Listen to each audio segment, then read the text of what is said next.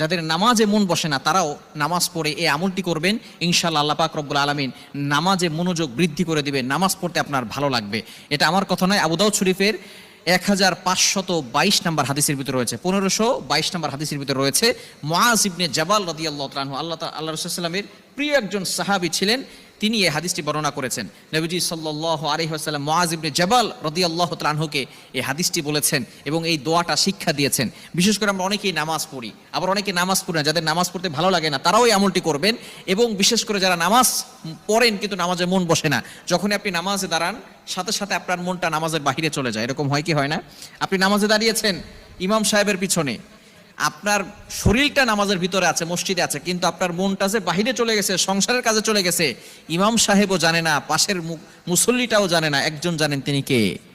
Allah is watching me, আল্লাহ আপনাকে দেখছেন, আল্লাহ আপনাকে অবজার্ভ করছেন। এই জন্য অবশ্যই আপনাকে চিন্তা করতে হবে, বেশি বেশি করে আল্লাহর কাছে দোয়া করা। খুবই চমৎকার একটি দোয়া নবীজি সাল্লাল্লাহু আলাইহি সাল্লাম শিক্ষা দিয়েছেন। দোয়াটি হচ্ছে আল্লাহুম্মা আইন্নি আলা যিকরিকা ওয়া শুকরিকা ওয়া হুসনি ইবাদাতিক। খুবই চমৎকার একটি দোয়া। এই দোয়াটা পড়লে আল্লাহ পাক রব্বুল আলামিনের স্মরণ যাতে করে আপনার বেশি বেশি হয় এবং বেশি বেশি করে আপনি আল্লাহ তাআলার কৃতজ্ঞ বান্দা হতে পারেন এবং আল্লাহ তাআলার ইবাদত করতে পারেন পরিপূর্ণভাবে, এটা দোয়া করলে আল্লাহ পাক রব্বুল আলামিন এগুলো আপনাকে বাড়িয়ে দিবেন।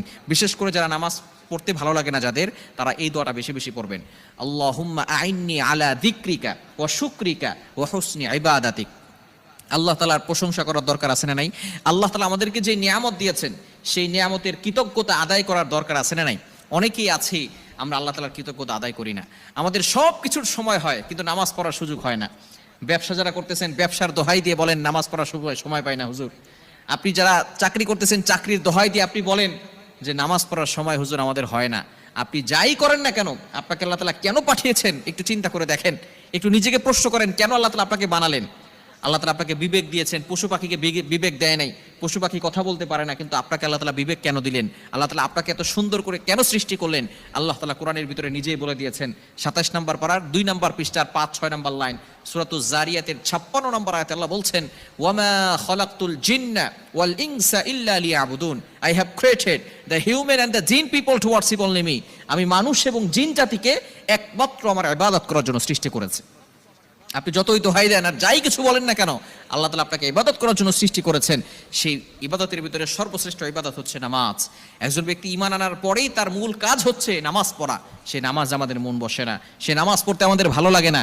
এজন্য নবীজি সাল্লাল্লাহু আলাইহি ওয়াসাল্লাম দোয়া আমাদেরকে শিক্ষা দিয়েছেন। কি চমৎকার নবী আমরা পেয়েছি! আমাদের যা কিছু দরকার এভরিথিং এ টু জেড আমাদেরকে সব কিছু শিক্ষা দিয়ে গিয়েছেন। নামাজ পড়তে ভালো লাগে না, তারপর নবী সাল্লাল্লাহু আলাইহি ওয়াসাল্লাম দোয়া শিক্ষা দিয়েছেন।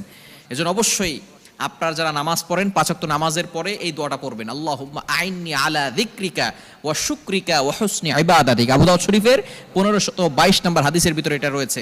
যদি আপনি বেশি বেশি পড়তে পারেন আল্লাহ পাক রব্বুল আলামিন নামাজের ভিতরে মনোযোগ বাড়িয়ে দিবেন এবং বেশি বেশি করে আপনি আল্লাহর ইবাদত করতে পারবেন, ইবাদতে মজা পাবেন। আল্লাহ তাআলা আমাদের সকলকে এই আমলটি করার তৌফিক দান করেন।